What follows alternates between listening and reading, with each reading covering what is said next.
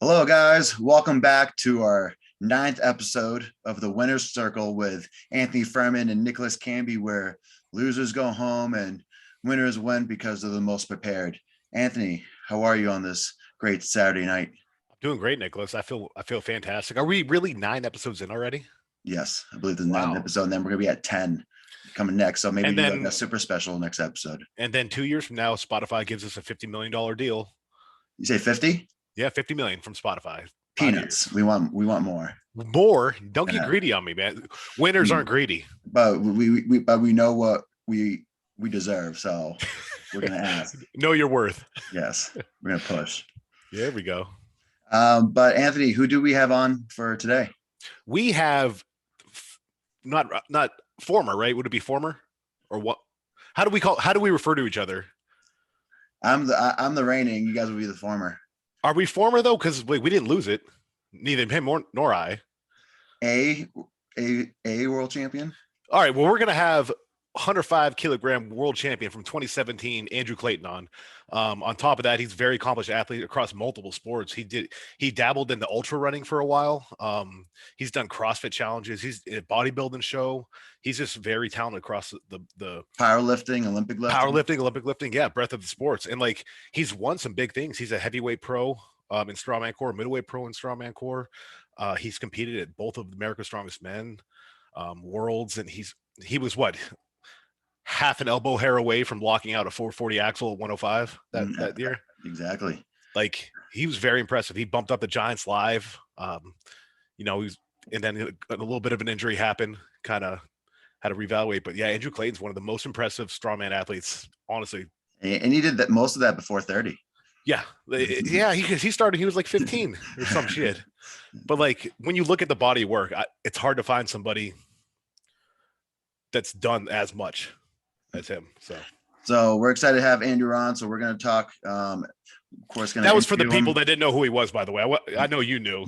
So we're gonna dig in, but we're also gonna start off the show. So as a former 105, he also understands the scene and what it takes to win. So he's gonna give us our predictions. So everybody's gonna go around talking about top 5 105 Americans, how they're going to do in the year of 2022, of course, exception of Anthony and I, and also 5 honorable mention people and anybody else they want to mention in there. So we're going to do 5 of you we want to see lose. No. Yeah. I'm sorry, you're being too positive. It was harsh in my vibe. I like that. I like it. We can do it after. And then a couple of announcements and things on my end.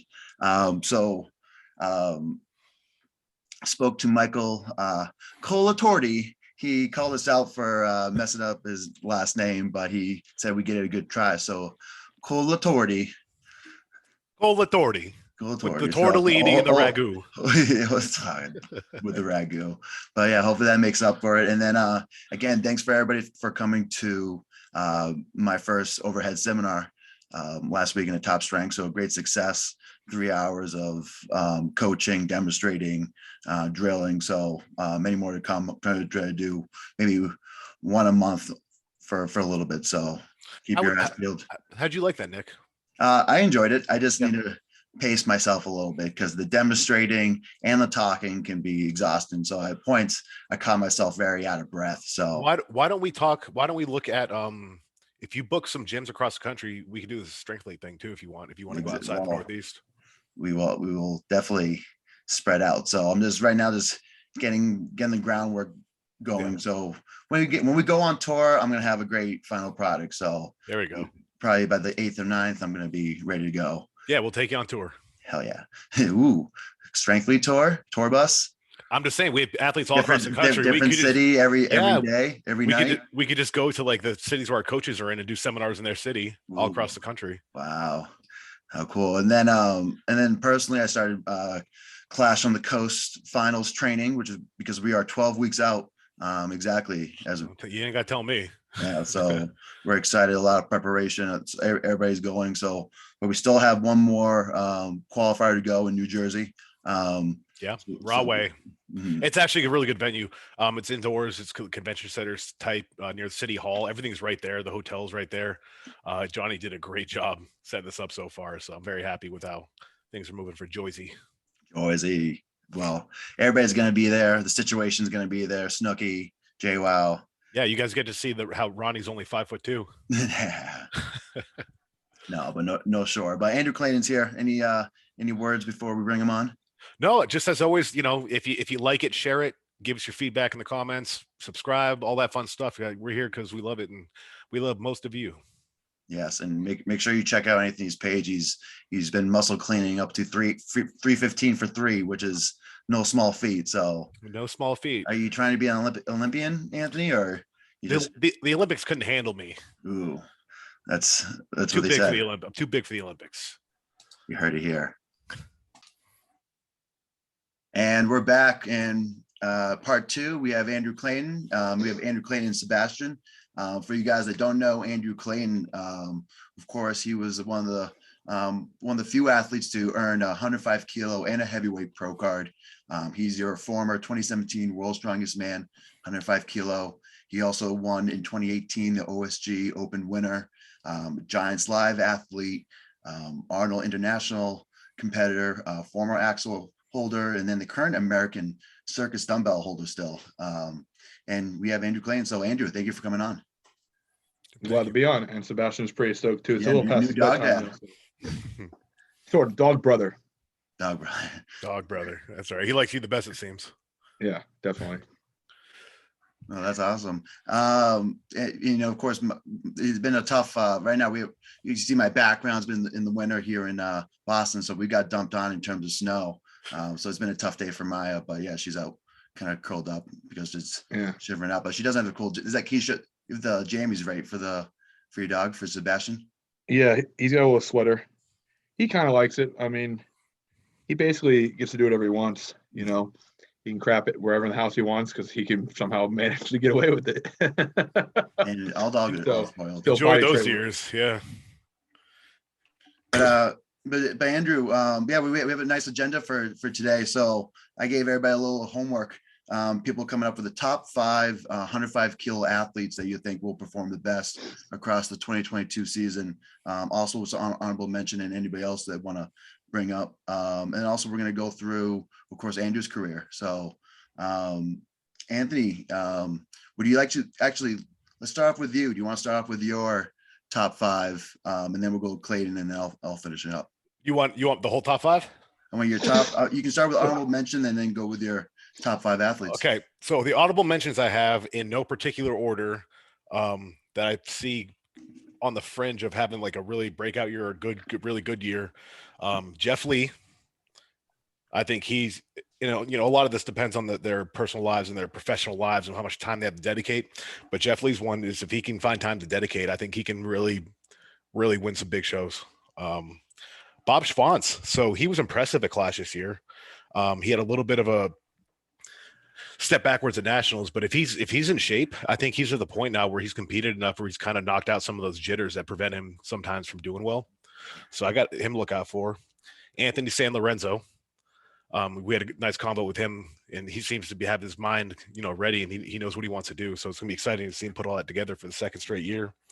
Mark Jones, if he can commit to the 105 class, I think he could do some real damage. He's so athletic and so ungodly strong. If he were to commit to the 105 class, he'd be a threat at any show to anybody. Yeah, it sounded like that OSG might have been his last 90 kilo show. So I hope so. I really do, because he's impressive at 105 at any body weight with some of his lifts. And the last one is Sammy Pape. He's a very young kid out of Nashville. I've seen him compete now. I think it's nationals and the Clash just happened, and he's very impressive, especially for being so young in the sport. I think he has a chance to have a breakout year. He's right on the edge. He has athleticism nailed, so that's the tough part. And it just takes time to get strong. Yeah, big log, fast yoke. Yep. Mm-hmm. Yep. So that was my honorable mentions. Do you want the top 5 too? Give us your top 5. All right. Again, no particular order, but I think these guys are going to have a big year. Richie Mochikamba. He is, he stormed last year at Clash and he got hurt, unfortunately. But I think him coming back healthy, he's going to be a force to be reckoned with. Michael Connor, another one that got hurt, but the way he kind of obliterated everyone almost at Clash was pretty amazing. very strong lifts. I got Dan Hughes, put it all together for nationals, and he's just kind of continuing that upward trajectory. So I think he has some potential to place very highly in a lot of these shows. And then, of course, Justin Loy, the guy that almost prevented you from winning the title. Almost. I'm saying, like, he was right there neck and neck with you. And if he can just keep that going, man, I don't see, he's big. He's got the frame. The hard part for him is going to be continue to be within cutting distance, just because as you mature, put on more muscle, you get heavier. And Jesse Nelson. Jesse Nelson is, again, he's fixed. I wouldn't say totally fixed, but he's shored up some of his deficiencies. And he's doing better than ever. And I just love to see, he's one of the nicest guys too. So, but I think he's on the precipice of taking a big win home this year. All right, cool. That's a great list. So, Andrew, you're up. What's your list? Well, no, it's your turn. I have my list, but of course it's. Camby likes to be dramatic and go last. Yes, exactly. Yeah, but like when we talked about it, I said you aren't going to guess my top 5, but then if you go last year, it's going to change your top 5 to my top 5. I'm not. I promise I won't. I promise I won't change my top 5. I'll actually got to tell you which ones are similar and which ones I have. Well, why don't you just go ahead and tell me, and then we'll compare them. Sure, I can. All right. Of course, I'll go next, and then as our guest, you can go. You can Hey, let the guest have it last, man. Come on. All right. You're so greedy. Sure. I just. So I have I'll start with my kind of special mentions. And I think they're kind of like right at the cusp.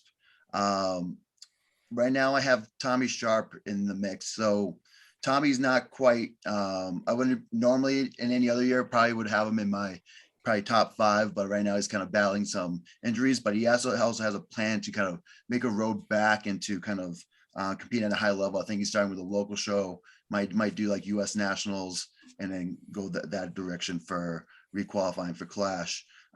Another special mention, I have Chad Currian. Chad does one show a year. I think, of course, lifestyle, of course, loves hunting, the wilderness and all, of course, father, family, kids.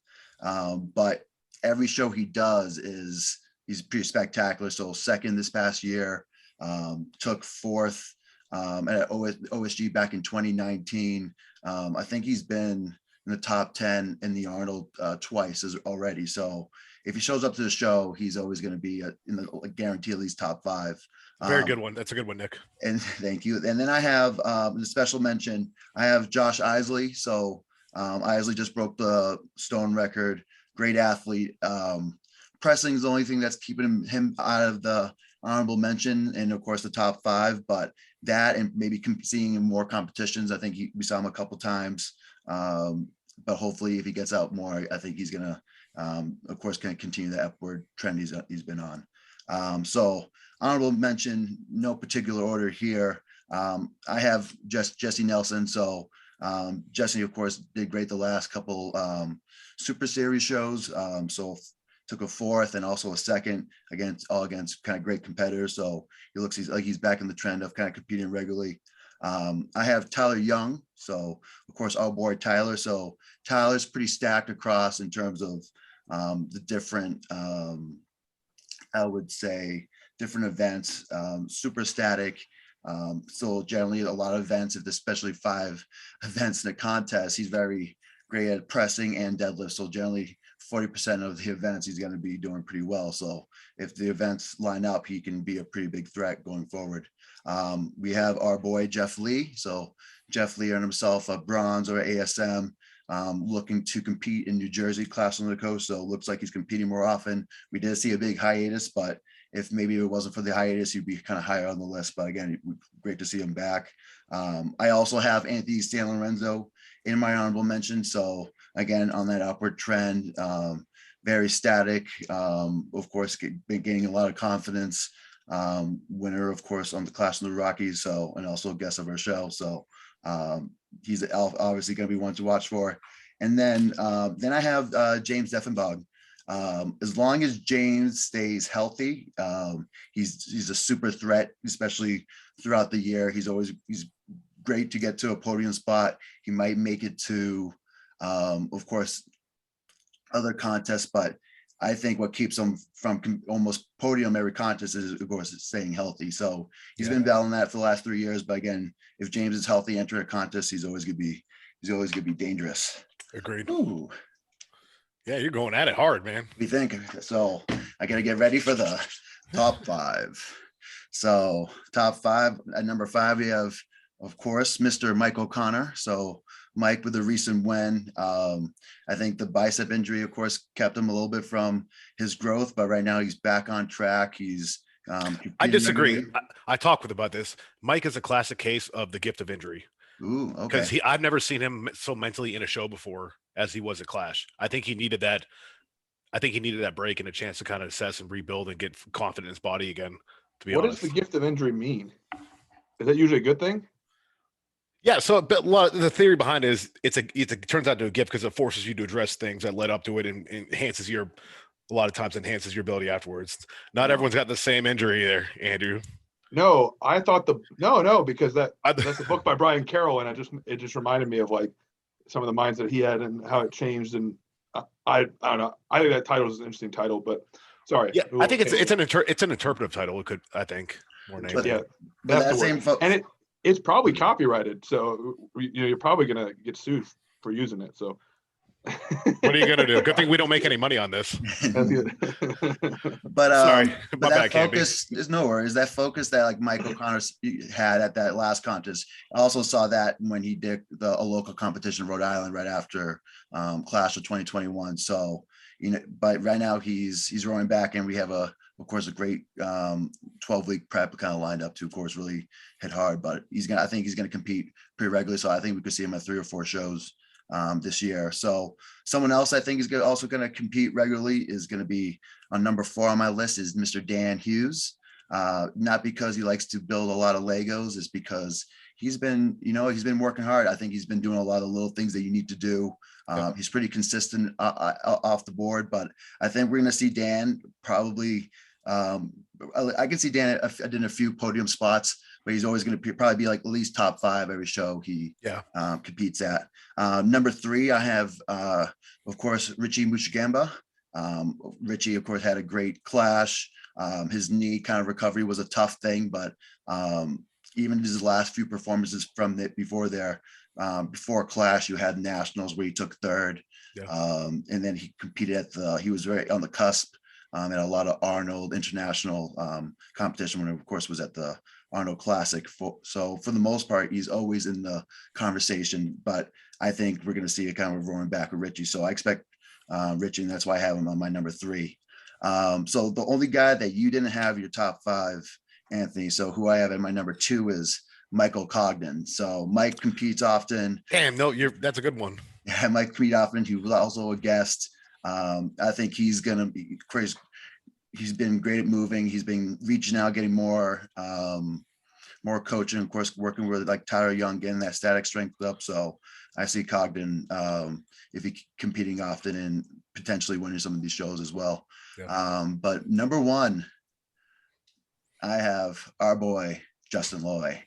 So he's a big so even though you would think he'd be of course the chosen, maybe the chosen, since he's probably youngest, just took 3rd bronze at OSG. But I just still see a lot of kind of like raw strength and just untapped potential with Justin. So that's why he's I think a number 1 right there. And again, my criteria I based that off of was the ability to compete often, the ability to do well in the competitions, and then to stay healthy. So that was my criteria. So that's what I have. So Mr. Clayton, you can take it away. So it's 5 and 5 because I don't know if I'm going to have 5 for honorable mention. I honestly am so like disconnected from Strongman right now. But from what you've seen, who impresses you? What do you think? I'm going to go a little bit different. Well, that's the thing. I just don't see it. I just choose not to look at it. So I feel like I'm just going to be naming people that aren't as active or whatnot. So I guess I kind of answered the question the wrong way, but I wasn't about to like scour like Instagram for like hours and hours to figure out all these athletes. But I'll give like 3 or 4. So my criteria, what I thought when I interpreted the question was like, who's actively training or capable of being good at 105, not necessarily like currently in 105. Can they make weight? Do they have history of being competitive?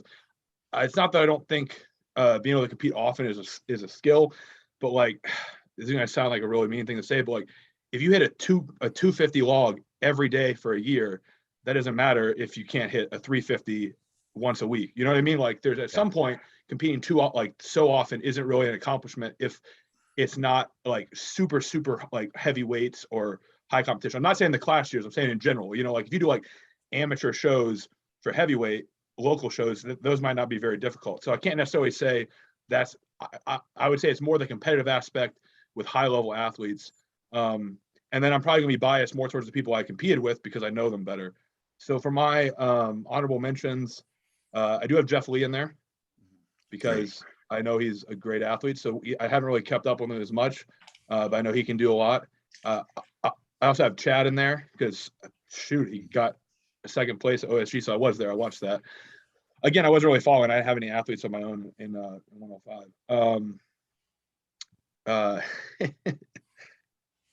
Terry Ratty is an honorable mention because if he wanted to, he could. He might sneak through. He's been picking up some weights. He's been getting an itch. Yeah, he's getting itched, all right. But those are the three that kind of like stood out as honorable mentions because I kind of have my top five, which are going to be interesting. I guess I'll save the number one, but I guess the other ones are in no particular order. Again, I'm biased towards people I've competed with or seen compete, but if Sean DeMarias wanted to come back, he could definitely come back within 6 months. You already saw Adam Dirks do the stone, so like clearly he can already do that. Somebody we forget in 105 because he's at World's Strongest Man is Kevin Ferris. So if he just like stopped eating at gas station food and like just didn't train for like a month, he'd probably like deflate enough to make weight. You think is he a shitty eater? No, I'm just saying I know it's hard for him to put weight on. So in the past I've seen him. Kevin will eat whatever he has to eat. Yeah. I'm not knocking his diet. I'm just saying like he literally could just like chill out for like a month of eating like 3 or 4 meals a day, and he would just be like, back to 260. That's not knocking him. I'm just saying like he would be able to be super lean, tight, and then just make weight. So like he's basically just at 290, and he's been doing this for like 4 years straight now. Oh, is he 290? Well, shoot, I was 290 in November, so like, I mean, it's not that hard to deflate. Yeah, that's what I'm saying. Like he's been working for like 4 years to get that heavy. No, right. And I'm saying if he had to work that hard, he's going to deflate even faster than I would because I am a fat ass. And then Zach Hodge, because even though I've talked to him numerous times, he doesn't want to go back to middleweight. Like he's really not that much over the edge, and he's another one of those guys who like it's hard for him to eat and get his weight up. And then the number one spot, which nobody said. Any guesses? Are you going Zach McCarley route? Absolutely. Because no one can outwork Zach McCarley. The guy could start training like a week out from the show and he'd just outwork everybody. But the weights are heavier. And I've heard that argument, and I just disagree. Unless it's like literally 1,000-pound yoke, but I've seen him do 1,000-pound yokes. So it's like it would have to be a show tailored to this era of maxing out log, maxing out deadlift, maxing out stone, and having no athleticism. But if you give any athleticism, he's smashing it, and he's going to do it in chucks and loose knee sleeves, and then he's going to eat like half a sandwich, an apple, and a Gatorade all day. He's just going to blow you away. I mean, I'm sorry, but he was before my time a little bit, but I've heard nothing but I've not heard nothing but that from everyone that came before me. What you just said is all I hear from anybody about him. So because I had to make this list, I wanted to just kind of share because with the whole era now of 105 being 30 people were at Clash. I don't remember. Was it 30? It's like 30 to 35. Okay, so yeah, about 30. So that's a lot to have in one show, which is a good job. But of course, once you're there, you think I don't even know I'm sorry, I'm tired. The bias of it is like, oh, hey, we're at this big show. Like we kind of forget the people that came before us, like who we're standing on. Yeah. So like Zach McCarley, he wasn't even that much over the weight class. He almost won a heavyweight pro card in nationals. He just didn't beat Casey Garrison. That's it. And that's 60 because they had all the middleweight pros mixed in. So it was like 50 or 60 people, almost wins the whole show. And then there were times he came back from injury and within 4 or 6 weeks won a show. And there's times that he posted training where he's like, I eat an apple and then I go train. And I train for 4 hours. I'm like, really? You sustain yourself on an apple and he's not bullshitting. So I just don't think anyone can, the one story I have, and this will be the last story about him, is I was at I did the Arnold Amateur, and he competed, and that type of contest is not as good for, it's heavier. So he didn't do as well, but another middleweight pro also didn't do very well because he didn't have really good grip strength. And I remember saying something, or somehow his name came up, and the guy's like, yeah, I bet he can't even squat like 545 or 500. And like, that may or may not have been true at the time, but like, if you take like one plate off the bar, like if it goes from like 500 to 495, then Zach McCarthy does 20 reps. Because you can just, you know what I mean? So like, that's the type of strongman I would be afraid to go against. And that's the same thing with like the Zach Hodge, Adam Dirks, Kevin Ferris, and Sean, is like, those guys are just going to like find a way to win, or they're going to break themselves. So that's why I picked those top five. And that's not an insult to any of the current guys. It's just I literally don't know. I like how this, and I just I don't watch their stuff. I don't know. I like how this turned out. We have a lot of good info just now on what current, past 105s and history. That was good. Absolutely. Yeah. So we also want to get glimpse into, of course, Andrew Clayton. And the common question from a lot of our fans and people that asked us when of course you were coming on is that of course you had a lot of huge. Will I bring Sebastian? Yeah, exactly. You had a lot of huge weight cuts in your career. And of course they were pretty complex, upwards of like over 260 pounds, cutting to 231. So give us a little insight of some of those weight cuts. Of course, the OSG in 2017. I know that was a good weight cut. I know you came in a little gray coming into the hydration and the actual weigh-ins, but yeah, tell us all about that.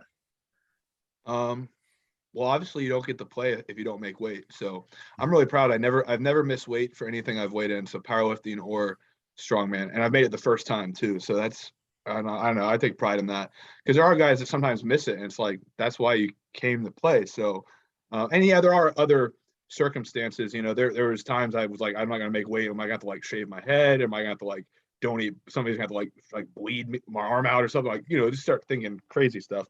But I just know I have to do it to be able to play. So that's important. But yeah, I'll kind of just go, I guess I'll just run down a couple that I remember. Yeah.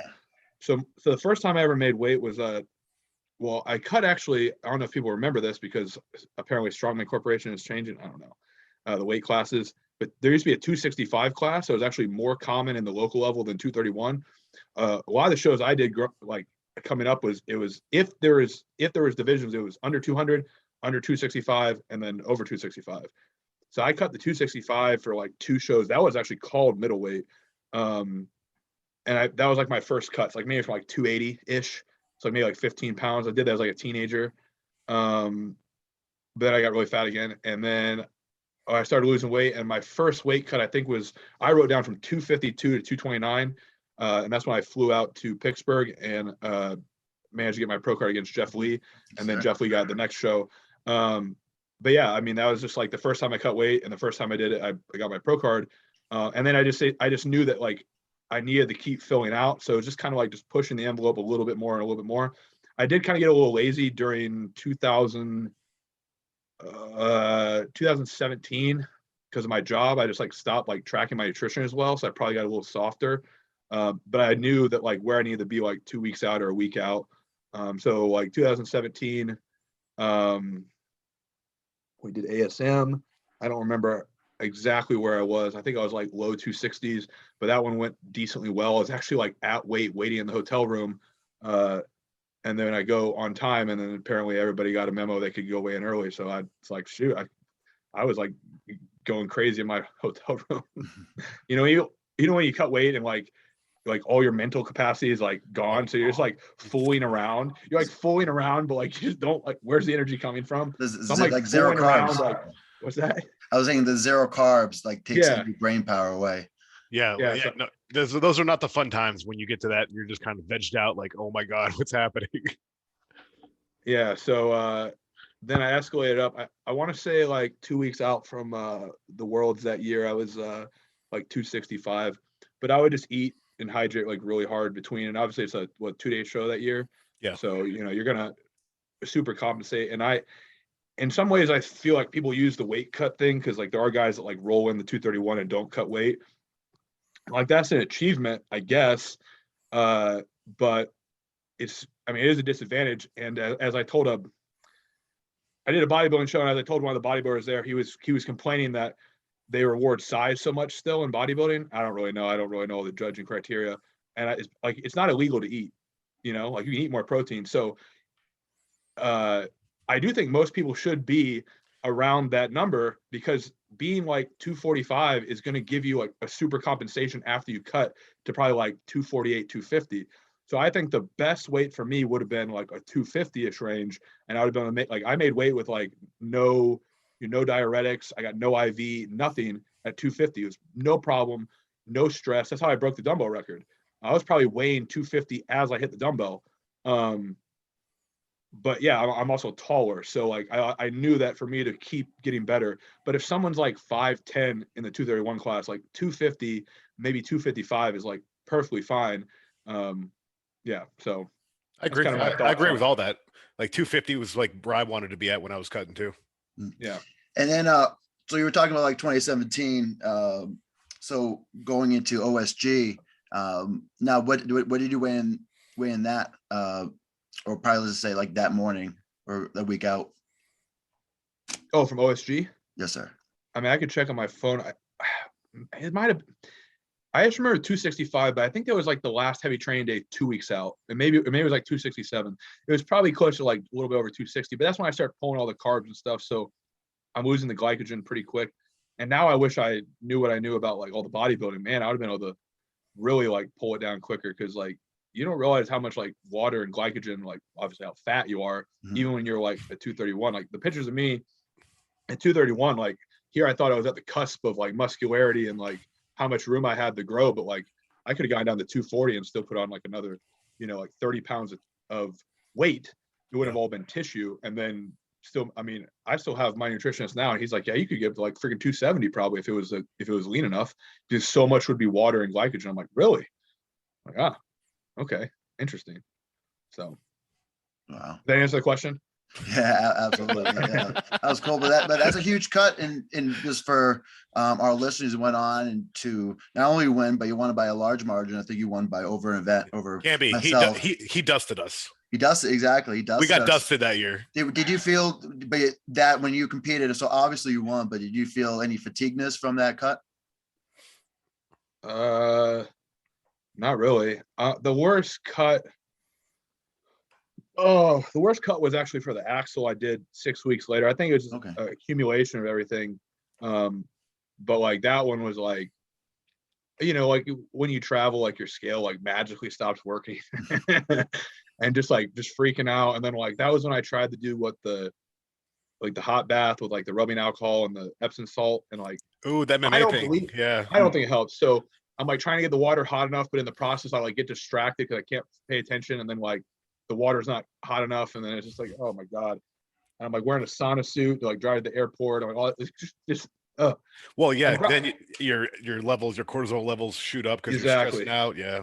But I actually undershot that one too. I weighed in 229 point something for that one. And that was a 24-hour weigh-in for the actual record. So that was hard. And that was kind of like, I was like, I don't really want to keep doing this. And it's a lot of time and money and effort. I mean, trying to get an IV there, I had to always call in favors and stuff, because now they have it at contests, but like that wasn't a thing, and as a professional, like you should be doing that. I mean, it's just smart, but that's like another logistical step you got to handle. You got to get there early, a couple days early. You got to get your IV. You got to get that. Get all your meals prepped so you don't have to go out and eat. So it adds more stress in general. Yeah, the more you take care of on the front end, the less stress you are on the back end of the cut. Yeah. But I don't think it negative. Like to answer the question about being fatigued, like obviously there's fatigue, but I don't think the fatigue ever was greater than what the peak was. So like whatever I could hit in training at like a reasonable weight, like obviously if I weigh like 280, that's not going to necessarily be applicable to making weight. But and I could argue it might, because it is a nervous system thing for a lot of those lifts. But yeah, as long as I was like 260 in training, under the fatigue of training, once I took that mask off, even if I had a little bit of whatever from the cut, and then just spike the adrenaline, like I just perform better like lights and attention. So like the arousal is going to be through the roof. So it never affected me. I think people get that in their mind a lot, and they're like, oh, I just did a cut, I must be so weak. And it's like, dude, you got so much adrenaline like going through you. Like, as long as you could sleep a couple nights that week, you'll probably be okay.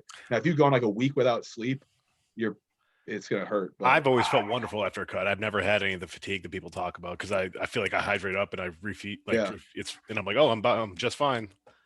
Yeah. But to each their own. Some people, everyone's got different mental states and a mental toughness and ability and what they've been through. So it's kind of. But that was great insight. So thank you there, Andrew. So Andrew, early in your career, you were chasing that signature win. What did it mean to you to win World's Strongest Man, 105 kilo? So this question, what is a signature win?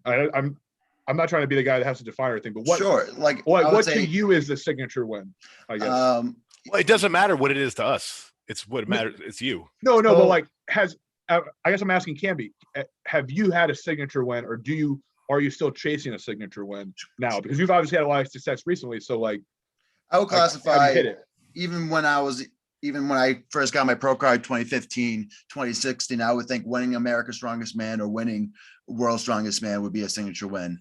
Nowadays Clash is in there, especially, and then even some other great international shows. If you put a good together, that could be a signature win or a breakout win. Yeah. Of course, I remember I of course followed you once you won your pro card. And for the most part, I remember you were of course always super ready for the next challenge, but always going towards wanting to win that competition. So you're a lot like me. We were both getting the seconds and the thirds, but not necessarily winning those big shows. And I remember World's Strongest Man 105 kilo was a big win. So for me, when I won Clash, that was a huge weight lifted off of these massive shoulders that I have. But how did you feel in that moment? The bigger win, if I had to think, was actually the Mid-Atlantic show. Oh, yeah. So, I mean, I got to beat Sean. So like, that's a big, I mean, that's because I respect Sean a lot. And also that was a really, I mean, it had the 3 yoke medley and like the power stairs. So you can say what you want about power stairs and the loading being a height event or whatever, but it did have a max axle and a max dumbbell. So static events. What was the other event it had? Hangover bar. Yeah. So, max keg over. Yeah. But I'm saying loading events are usually called a height event because I don't know, because being yeah. I think that was it. Power stairs. Oh yeah. That's fine. This is Anthony. That's where you won your pro card, right? Yeah. All right. Yeah. Most stacked 105 lineup ever, apparently, with all these 105s across the board. Yeah, that was probably the signature win. I mean, the only thing that would have been a little sweeter is I really do think on that weekend I just made very, very tiny mistakes. I should have been podium overall. I don't know if I would have been able to win because the deadlift pulled me down a little bit, but I made a mistake on yoke, had to drop because I was going too fast. Didn't train that event enough. And then power stairs, I was actually ahead of Oberst into like 8 steps or 10 or whatever the number was. And I just remember looking at the edge of it and just in my mind, I was like, fuck, I'm going to hit that. And like, that just whacked the shit out of it like 10 times. And I watched the video back like maybe a couple months ago because I was trying to show an athlete how to do power stairs. And it's one of those things, it's hard once you get stopped because like being a big guy and I kind of swing it, my heels are off the back of the step. So looking back now, I'm like, shoot, if I just known I wasn't going to be able to have my heels on the step. But yeah, that show had events that I was like basically just survived the axle and like the rest were really good events. But I was really happy for Wesley. He got up there and got third. But that was like as far as like money, like sponsorship, what's the other word I'm looking for? Exposure, and just like overall like things even outside the sport that came from that, like all the friendships and relationships that was like the big show. I was actually a little disappointed in Worlds because Sean was able to compete that year. And I don't even think we had no, not bicep. That's exploded quad. Yeah. I did. I don't even think we had the returning champion. What, Marcin? Right? Wasn't he? He didn't come back till 2019. Right. So like, not that I'm not taking away from that class of people, but I'm saying like to me it was like if I was Sean and I got hurt and then someone else won, in my head I'm thinking I could have won that, and he probably could have. So, so it'll always be a blemish. And then you wait That's not a blemish. No. And then you wait a month. And then you wait a month, and you gotta stay healthy though. That's that's part of the game though. That's Sean's fault for what happened to his quad. It was, I mean, it's not his fault, but you know what I mean? It's not your fault. And that's part of the sport is being healthy. So don't saying that it's not a blemish. I'm saying that in respect to the athletes I compete against. I'm not saying it because I mean, if not everybody, when the reigning champ doesn't show up, it's a little different, like your second win, Anthony, is bigger than your first one. Oh, I totally agree. That was pretty fucking wild. Yeah. That's what I'm saying. So that's why me not beating Marcin, whether or not I could have beat him anyways, is not the same as if you beat him directly. Yeah. As a former champion. So it's a little different, Yeah. So that makes it a little bit more of a win because you beat directly. Well, but you also had Johnny and I both took 6th and 8th the previous year. You had Yuri that took 4th. You had the Polish guy. You had Blake Lawrence, the deadlift current world record holder. Yeah, you had some talent with you. Still had some big names. You had Terry Ratty. You had a lot of up and comers. You had the next wave of 105s contenders. You still beat the crop that was out there. Yeah, you whooped the shit out of us. Yeah, you had the upcoming wave. We were the youth, and you slapped us down. Was like, the fuck out of here. Yeah, maybe. Marcin knew where it was. If you wanted to be 2017 World Strongest Man, he knew where it was. Knew where it was. He just wanted to go to the Arnold. He was at the Arnold that year. Hey, Camby, he was hanging out outside the North Market, smoking cigarettes and eating French fries. There we go. Camby. So do you feel the same way he does? Camby, is your win hollow because you didn't get to beat the reigning champ? No, you know what? I put it out there that I was going after World's Strongest Man. Anybody that wanted to be there would have been there. So I love it. No, I love that attitude. Every contest, whoever wanted to be there would have been there. But of course, thank you for that great answer. So moving on. That's a great answer. Yeah. Let's see. Andrew Clayton. What does it take to be a winner? And please elaborate. In strongman takes different things obviously than life, that's for sure. There's a lot of winners in strongman that don't win in life. That's probably the biggest thing I've learned in the last 3 years. They're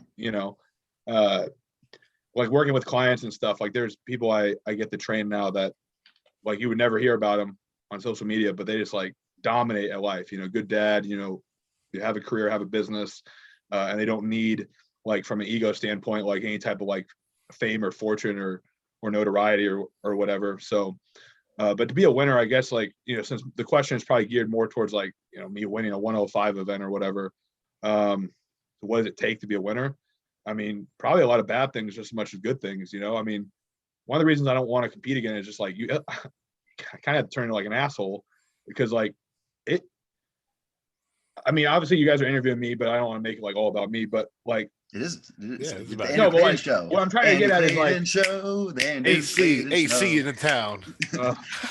What I'm trying to get at is everybody makes their plight to be so difficult when everybody's probably going through an equal plight of some sort. Yeah. But for me, it was difficult just because I've always been training almost by myself. I've had a couple training partners here or there, but I know Sean talked about because I.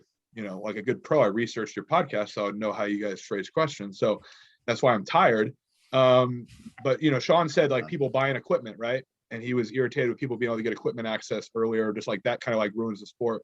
And I kind of agree with that. I bought the Beast Metal dumbbell before my first pro show at heavyweight, and then they broke at nationals that same year, and then the month later they don't have them. So here I bought a $650 dumbbell as I just graduated college, and then it's bent, but yeah, it was hard for me because I didn't have the conscious equipment. So then it would have been big dog.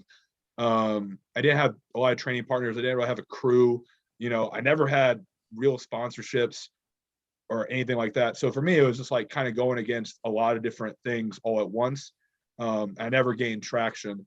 That's why I was just on another podcast and I literally forgot to mention my accolade of winning the World's Strongest Man thing because it's not necessarily always a positive memory, just because I didn't gain traction from it.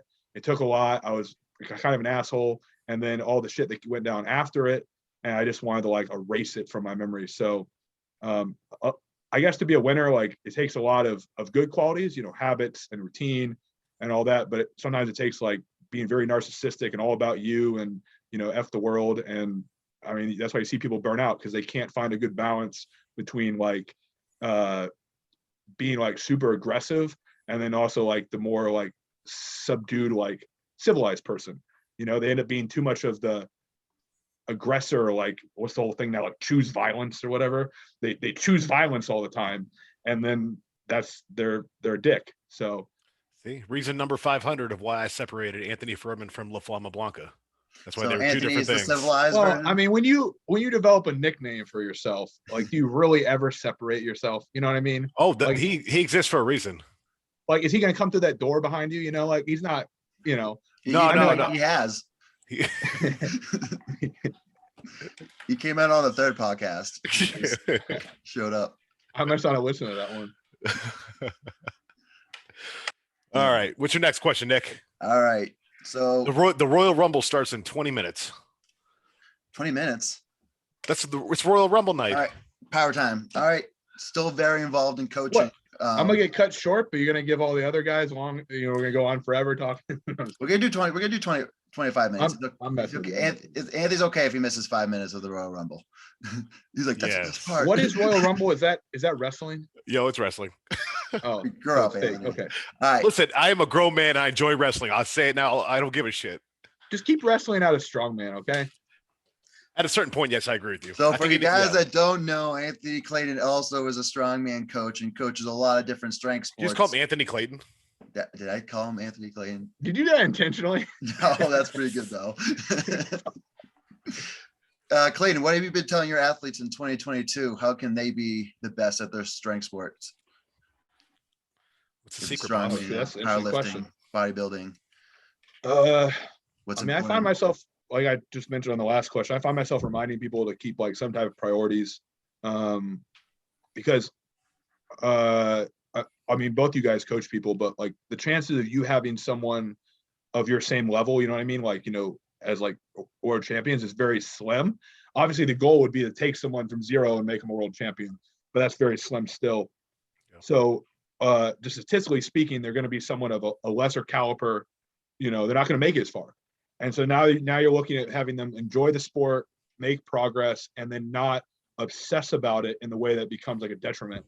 So like when it comes like the teenage, like I've had a couple of teenage clients, and I just like see myself, I'm like, where can I stop them from like running off the rails? Because not necessarily I went off the rails. I mean, obviously I like won stuff, but like it was a lot of luck and opportunity, and like, I sacrificed a lot of other things in my life to get there. And like some of these people I see are like, I don't want to be like, hey, you're never going to be a pro, but like the chances are very slim.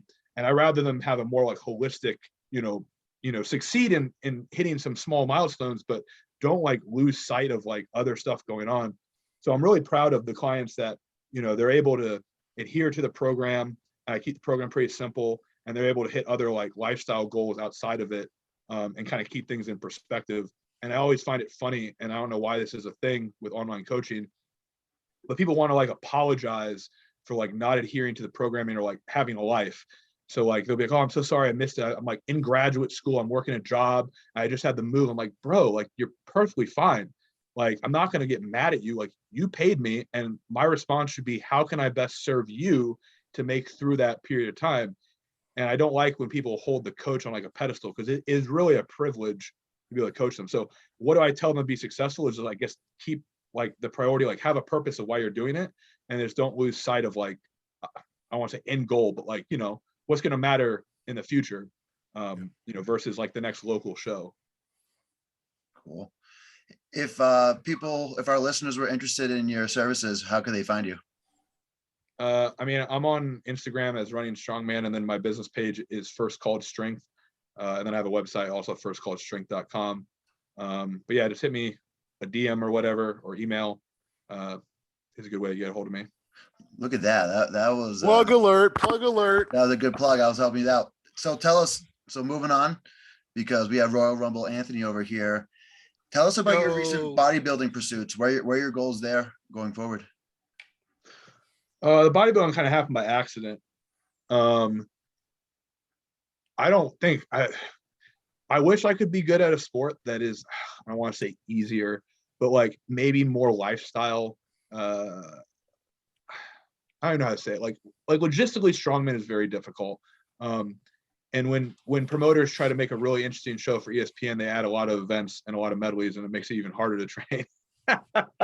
So like no one wants to do that. Like I don't want to do that now. I just want to do like one event straight shot. But like bodybuilding's like easy. Like you go in any gym and like, oh, you do the same 5 back exercises, 3 or 4 sets, get a pump, you're done. The diet stays roughly the same. Like there's a little bit of changing. The posing I don't like. Like even powerlifting I like a little bit too. It's 3 movements, you mash them. It's just I'm not naturally good at those, nor have I spent 15 years trying to get good at either of those things. But I've spent like 15 years, almost 15 years in like researching and studying strongman. So it's like difficult for me to pour myself in the bodybuilding the same way. But I guess my pursuits, I still like that style of training. It came about just because I got really lean and I asked like, hey, how many weeks out do you think I would be? And it got down to like under 8 weeks. And then I checked in one day and he's like, oh, you're probably like 6 weeks out. I'm like, I guess I'll do it. 6 weeks isn't that long to commit to. So I didn't really do a real prep or anything. I could have done a lot better, but it was a cool experience. And like any sport, because I've tried a bunch of things. At the top level, it's all the same. It's just different things. So like in strongman, like the training is more logistical and like mentally, I think more taxing than bodybuilding. Bodybuilding, there's definitely some bodybuilders that like don't know how to train hard. Like they never have been like pushed to like throwing up on a medley like strongman. Not all of them, just saying some of them. And then there's like people that like run recreationally that like have never like pushed themselves really hard. But at the upper level of any sport, the hurt is like the same. It's just different. And that's what's really cool is like when I've been around like some of the elite bodybuilders, like I got to train with Justin Compton, is like, we all respect each other, like no matter the sport, because it's hard. It's just a different type of hard. So that's really cool about bodybuilding. Very good point. What was your body? Did you measure your body fat percentage? I tried to, but I couldn't get into a DEXA or a bod pod like the week of. It was like all booked up, and obviously that's like expensive. And it's interesting. Anyone that knows bodybuilding, I don't know very well, but I work with Justin Harris, and he has talked about this on Elite FTS. Like those things don't really matter as much as the look. So like you could be like 10% and look better, but you could also be like 8% and look worse because you'd be too dry. Yeah. So it's so interesting. It's just like us. Like I'm sure we can watch an event like one time and be able to pick the guy's weakness. Or like for me, like I can look at a body type and like I can tell like that guy's gonna like kill the deadlift. He's gonna get trashed on the circus dumbbell. Like because you just like how they stand and like you can see like their mobility. You just know they don't have ranges of motion. And that's the same thing for bodybuilders. Like good coaches can just look at you and be like, yeah, you need 50 grams more carbs. Or like, oh yeah, we're a little bit too much water. And I'm like, really? I live in this body. I don't even see those differences. So it's really neat from that perspective. Yeah, it almost feels like they've kind of like perfected. They've married both the art and the science of nutrition. Oh yeah, I thought it was really bro, but man, like how smart some of these coaches are. Yeah. Like you think they're just meatheads because they act like they're meatheads because that's how you get progress long term is to be a meathead. Yeah. But like if you like unpack what they know, you're just like, holy crap! Like you know like so much more than I thought. I usually go cross-eyed because I'm just like, I don't fucking understand. I quit. Meathead science. Meathead science. Yeah. So before I get into questions from the fans, Anthony, do you have any specific questions for Andrew Clayton? I think we covered everything pretty well. I kind of want to ask Andrew, the biggest thing I want to know is we brought up earlier, you found success in many different sports, varying levels of success and all that stuff. One thing I remember you probably being the most proud of from my perspective as an outsider was your ultra running and your ability to just suffer, doing what you're doing while you were doing that insane running regimen. You know what I mean? And in context, he would do these ultra runs after full competitions. So like, I just kind of want to get like your take on that. Like, what did that mean to you as far as like all your accomplishments, the running part of that stuff? Cause it's something that's probably the least celebrated. I don't know. It's cool to like know. Why are you the running strongman? Well, I needed some type of like moniker or something at the time that seemed like it was going to work. and now I'm like the resting strongman. You know, I'm like, welcome. That's an interesting question. I mean, how do I feel about it, like, as an accomplishment? I mean, I would like to think, like, from like a legacy point of view, it's like I could do whatever I want. Like, I could find some way to be good at those types of things.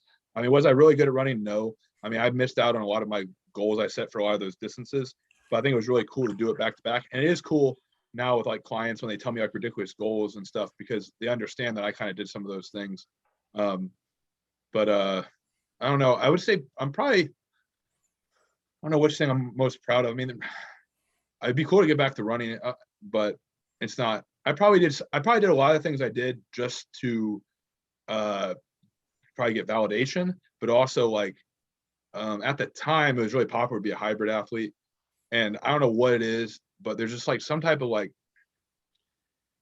people always question like what you can do in other sports. So I guess it was me kind of like unfortunately following like, hey, I'll just prove I can do that. And so I did it, but like it doesn't really gain you anything. And it's really difficult now because you can tell people that you're capable of doing something. Like right now, like today, like I didn't have a really good workout today, but like I'm not really mad about it, because I know like if somebody told me in 4 weeks I had to compete and they were going to pay, like I'd be ready. Like I just know it. I know I can be ready like any given day. It doesn't even really matter if I've even been peaking it. And some of that's like just complete ignorance of like the nervous system and like how the body adapts. But I just feel like if you've been doing something for like 15 years, like you don't lose that in a short period of time. Like even when I got hurt, I didn't stop training. Like I just trained differently. I still trained hard. So it's some of that, when I was younger, I had to like actually do the event to prove it. And now I can just kind of like look at things like, yeah, I could do that. And like I just don't do it.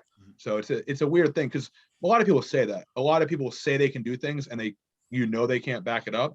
Yeah. But like just like we talk about these competitors at the beginning, like if Zach McCarthy said he's coming back, I'm like, oh, he's coming back, same thing. Like that's a guy who can, and hopefully like the running and the strongman thing, like that's hopefully what gets attached to my name is like intensity, and like, oh, when he says he's going to do it, like he's going to follow through and he's going to do it. So I mean, that was when you were doing that, my thing was like, oh, he's actually fucking doing it. Ooh.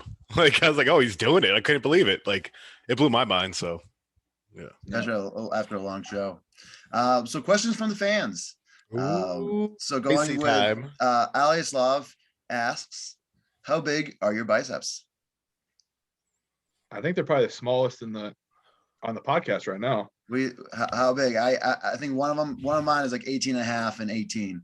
I think. Oh, thank God. I'm not the smallest. Oh, thank God. You measure your biceps, Nick? I have. Well, I needed to measure Maya for a new winter coat. So I had to do her neck and her sternum and how long she is. So then I was like, well, this also can measure biceps too. So I just tested it. My left is bigger than my right. Oh, interesting. I'm going to have to measure mine. I bet you I'm probably close to 20. Yeah, yours have to be bigger than mine.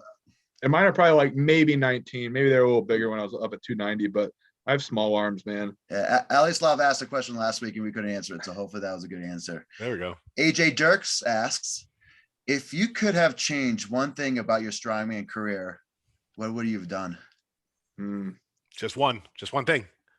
I probably would have said F college, like when I went to the Arnold, and I probably would have just done what everybody else was doing at the time, and probably actually using like a shit ton of supplements and like just eating their face off and actually been good. Because I mean, I got second place, and then I could have gotten an Arnold invite, and that would have probably gotten sponsorship. So if I look back, that's probably like the one little pivot that could have been right into the circuit. But instead I was like still in college and still young. And I just, so I missed it by, I mean, Kuliskowski, I mean, he would have dominated every event if he owned all the equipment, but like he did show some areas where, I was able to beat him. So, I mean, that was really cool. Warning label for fans at home. Don't quit college. No, quit college. Don't quit college. Weigh your options and then quit college. Fuck it, quit college. I don't care. Quit college. Everyone quit college. For people at school or in school or whatever, just keep going to school and rack up a ton of debt, because that'll definitely help you in life. Yeah, that's right. I thought they were doing debt relief or loan. So you guys heard it here first. Andrew Clayton says, school is for fools. School is for fools. Be cool. Dude, we're in school. We're in strongman after all. I mean, we're not like the brightest people, probably. Speak for yourself. All right, next question. All right, Mike Gonzalez asks, any aspirations to break the 105 kilo circus dumbbell record or any other record? Who asked this question? Mike Gonzalez. Okay, I just want to know who keeps Gonzalez. asking these questions. Gonzalez, not Zales. Gonzalez. I mean, it'd be cool. What did I say, cool, Gonzalez? Yeah. Gonzalez. It's Gonzalez. I'll pivot that question. Hey, Camby, how much do you think you could, like, if you had to peak the dumbbell, how much do you think you could dumbbell press? Like, what do you think is capable of a 105 strongman? Like right now? Right now? Well, or next year, like 1 to 2 years from now, like where's the dumbbell record if Anthony says we're only doing dumbbell in every qualifier and all class, just dumbbell, screw the deadlift. It's just I think 130 or 286 is pretty doable. But then if you bring out a world record dumbbell, then you'll get some of like the Europeans and like Russians that are pretty good at dumbbell. Yeah. So and I would say, specify, is it a monster one or is it a circus dumbbell, the one with the round? Yeah, I would say in the 280s. Wait, there's different. You don't just call them circus dumbbells. They're all circus dumbbells. Yeah, the dumbbell I had the record on is much harder than the dumbbell those Europeans use. Then who? Because the Europeans one have the Yeri, yeah. They just go.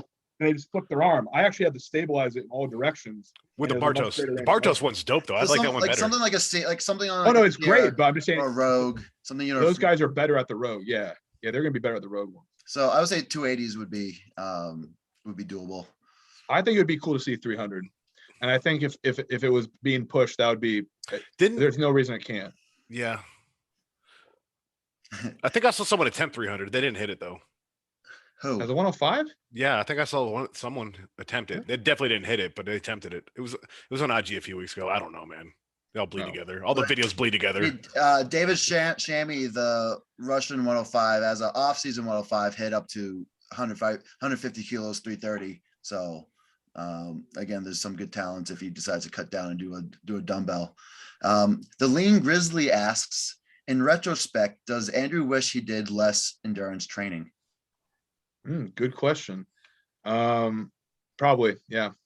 As Sean DeMaria has told me, he said it's strongman, not running man. And that was I think before 2016 ASM. So he was really glad he used his face to get the stone over, because he probably would never heard the end of it if I had won that show. Deservedly so. Came second that year. That was an interesting year because that truck pull was like the lightest truck pull ever. It just basically washed a potential to anyone to come back. And then the jump on the stone was like 4 inches, even though everybody struggled on the last one. Like you thought they would have done like a smaller jump. I think they were like, you know what, we're done with this show. Like we need to hurry up and get the heavyweights out here. And they just jumped 4 inches, made no sense because like I hit whatever the 72 or 68, whatever the height was. And I cleared it by a little bit. And everyone else was like touching the edge. And then Sean had to put his face on it. And then like we go up to the next one. I mean, that's like $10,000 like sitting right there. I still think about that. Like literally it's just like, I want to say it was, we did the 300-pound stone to 71 inches. And then we went up to like 74, 75 and we all missed it. And we had the 4 or 5 weight tie. It was just greater than what was in the rule. She said something about once they got to a certain number of athletes, it was going to do it 2 inches. And I remember it jumping. And then they thought we had like tied, and they said they were going to, I don't know. There's so many weird score things, man. That'd be another podcast to talk about. That was a fun ASM. So the Brian Shaw came and won the heavyweights that year. Yeah, they hosted it at a casino that was still trapped in 98. Was it a casino or was it a parking lot of a casino? It was a parking lot of the casino. Oh, okay. But we got the pee inside though. The casino where we stayed at, it smelled like an ashtray. It was that was good times. So your client, Jonathan Katazoff, asks, is cheesecake anabolic? Absolutely. Yeah, that's like half the questions on mine are about cheesecake, man. I mean, it's just like, what's the best flavor? I mean, I feel like you just keep it like basic vanilla, you know, it's just like any other type of supplement, you know, just keep the basics, you know. Are you into cheesecake? Andrew Clayton? Am I what? Are you a cheesecake guy? I mean, I have to be. I'm a heavyweight strongman. I don't know if you guys have heard about that down the 105s. Do you make visits to the Cheesecake Factory? I don't. If it was convenient. That's like liking chocolate and not going to Willy Wonka's factory. It makes no sense.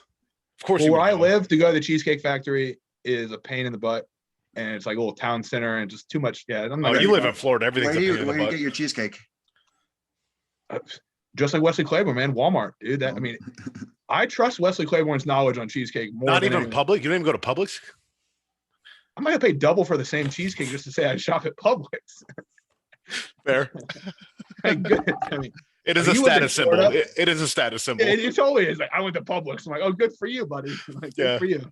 Where'd you go for groceries? Not Publix, I see. You can just walk away. Wesley also has a pretty good Taco Bell pre-contest meal that he likes to indulge in before the competitions. Yeah. Yeah. I'm hoping he can work with my diet so I can get back to 330. Hell yeah. 330. What was the heaviest you ever got up to, Andrew? I want to say it was probably like a bloated like 330 or 335, but that was like contest week. I never like walked around heavy. Like in college, I think when I was really fat, maybe like 320, 325. But I believe it or not, I never felt like really crappy. I felt a little crappy for Giants Live, but like, you know, just like all the stress and everything. But like as a teenager at 320, like stairs, conditioning. I mean, I was winning like medley events and sled pulls. I mean, I've never thrown up doing strongman. I don't know. Like who knows like what like genetically we all have like it can't be has great conditioning too and like explosive, and then you know like, everybody's different, but like it's just so interesting to me, like even like McCarthy, explosive but conditioning, like how does that thing, you know, it'd be cool to like, you know, take all the muscles out of our legs and put them under a microscope. Anthony's thrown up doing strongman before. No, I didn't. All right, Anthony's thrown up doing CrossFit before. Yeah, CrossFit. No, yeah, CrossFit. Not strongman. Very different. And I was doing CrossFit with Chandler Smith, so I wasn't just doing CrossFit with like a random dude. It was like he was coming off like 5th place at the CrossFit Games. Wow. Yeah, he fucked me up. Ooh-wee. That's the one sport you haven't competed in yet, Andrew, is CrossFit. Yeah, I think you have all the other ones covered. I've been a couple CrossFit gyms. I've thought about it, but that's definitely a shorter man sport. Yeah, I think that shit's tough. I mean, there's like nobody like, I mean, there's a couple people like just over 6 foot, but like no one's like 6'2" or 6'3". Yeah, because they ain't trying to move fucking 2 miles for each deadlift rep. Yeah.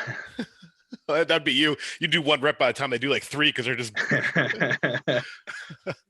Well, that's great. But I think that wraps up the questions for today, guys. Any last thoughts, Mr. Furman? No, thank you for coming on, man. I think it's important to get, you know, different sides of people, different parts of the stories out, and just like I said, we just try to get something that people can enjoy, that's watchable, and they can pull some actual knowledge from. So I think we got that with you. I appreciate it. Yeah. But we forgot to ask the question, when am I coming back to Strongman? Ooh, when are you coming back? You come back? Are you going to come back and lose to me with Camby? So Hans, I had a question for Furman. Yeah. Because I think you said on one other podcast, you said in 2018 no one could stop you. Literally, there was no chance. You could put anybody from the history of 105 really in that competition with me, and I wasn't losing that day. Go look up the times and everything of all the medleys, and I mean, because remember I had to play with like 15% more. Yeah, but you couldn't have made weight, so it's interesting now that I did bodybuilding, because you asked me about that, about like how much was fat, like how much is muscle. There's like a chance I literally had no more muscle than I did at 105. Like we really think about it, like it's interesting how like physiological. No, seriously. I mean, we think about it, 11 months. I would say not as much as you and think. About 35 pounds. The amount of tissue I probably put on was like no more than 5. And if you say you could put 8, you could put 8 on. No, because I've already trained for over 10 years. I wasn't doing hypertrophy training, low volume. It was mainly fat. I'm saying same thing with Giants Live.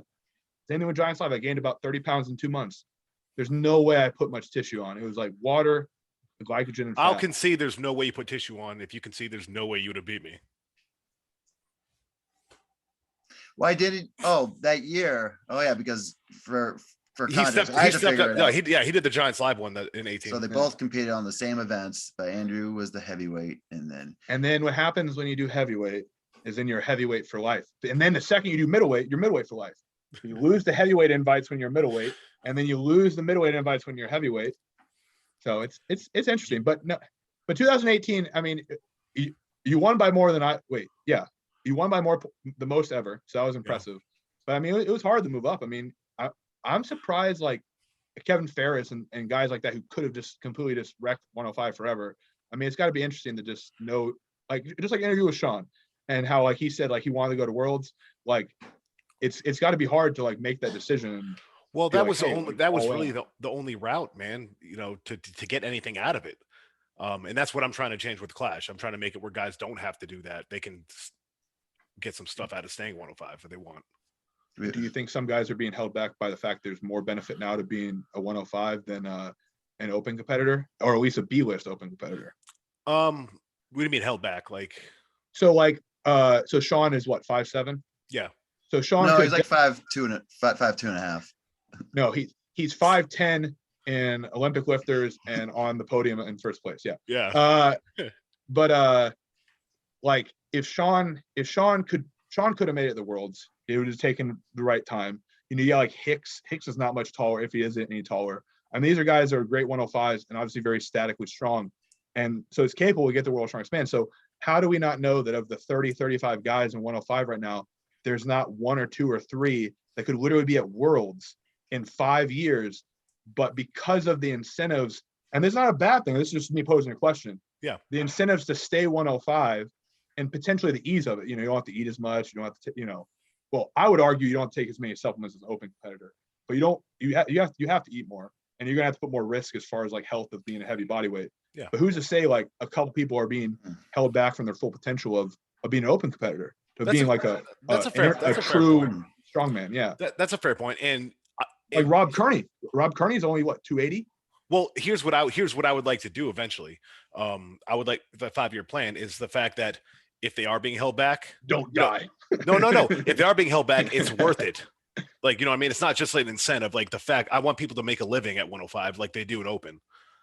That's my goal. So yeah, it wouldn't really be giving anything up. You probably like Camby made more than a few World's Strongest Man competitors this year. That is true. A lot actually of World's Strongest Man competitors. Yeah.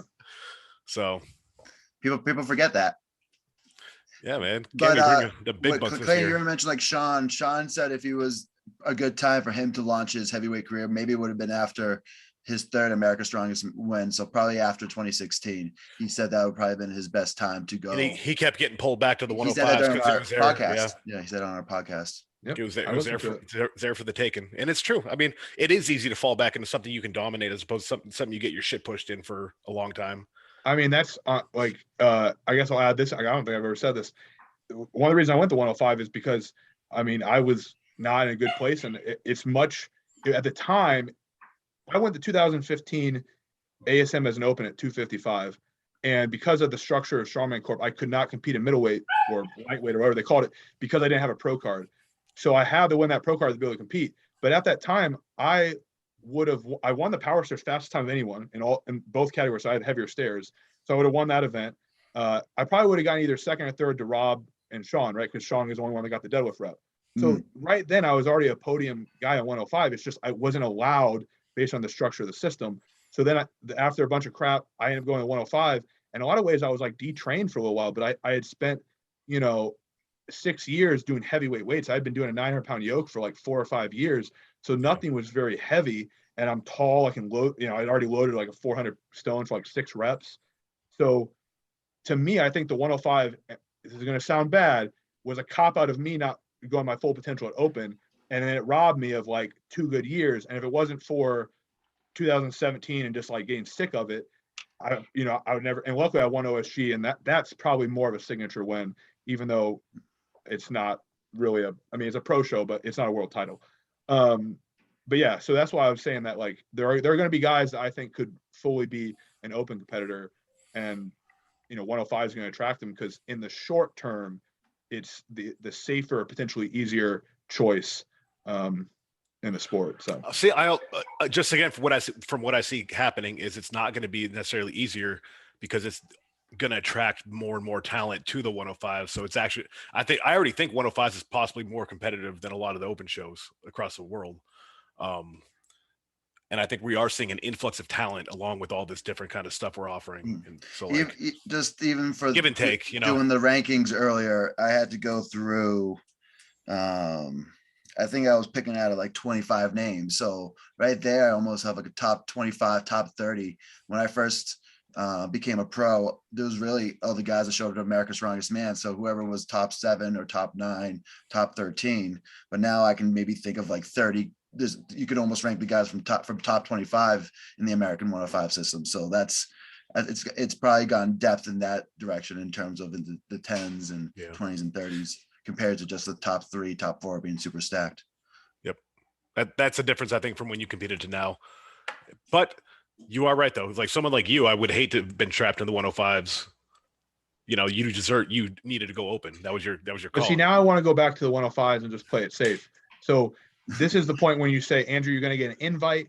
You're going to be a guest. See, there are no after this, like no one's coming back. Everyone's earning it. It's a sport. So wait, everybody's earning it now. Everybody's earning it now, except I did do the finalists from last year. But next year there is no auto invite for finalists. Gotcha. So yeah, man. I only want people that want to be there, you know.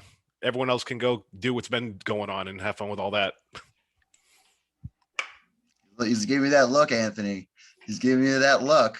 I want him to come back. I mean, I want you to come back to OSG so we can compete together, because I'm not going to compete at my shows. Ooh, that'll be interesting.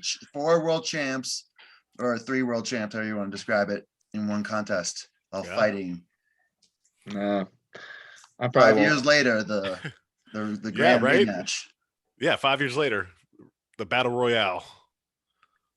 Can Nick Canby hold off Andrew and Anthony Furman? Do I have to have a nickname? Do I have to have like, what's my moniker going to be? Cold as ice. AC, cold as ice. Yeah, right. Well, you put AC, ice in my veins. AC Clayton too. Like, you know, AC, what's his face from Saved by the Bell? Slater, AC Slater. You'll be AC Slayton or Clayton. Man, how many times, man, I don't have to come back and just win just so people can get my name right. That's frustrating, you know? It's like Andrew Canby, Anthony Clayton, Andrew Claiborne. I mean, like, shit, like, you know, I messed you up with AC Slater. That's a compliment. He was do you know what my mom said when I said I was interviewing Andrew Clayton tonight? What do you say? Like, she was like, oh, the guy with the pink bows in his hair? Hey, that shit worked. You know how much that must have pissed people off to have somebody show with pink bows like they weren't going to compete? You did that to raise money for awareness and charity. Yeah, I did. Yeah. But it's also a good strategy to like act like you're not being serious. Michelle remembered. It was like, oh, Andrew Clayton, pink bows. Yep. I don't do that anymore, I guess, but I don't have any hair. But Andrew, we don't want to take up all your night, but of course, I'm going to post your Instagram below, Running Strongman. I'm going to post your website below so our audience can find you. But thank you for coming. And any last words for us? We'll give you the last word. I can't promise I'll compete, but Sebastian is ready to compete to be the strongest. Well, he's a dorky, so he's only half, but he still could compete, you know, so you get Maya ready. Uh-oh. If Andrew's not ready, his dog is ready. Yeah, that's what I'm saying. All right, guys, take care. All right, see you guys.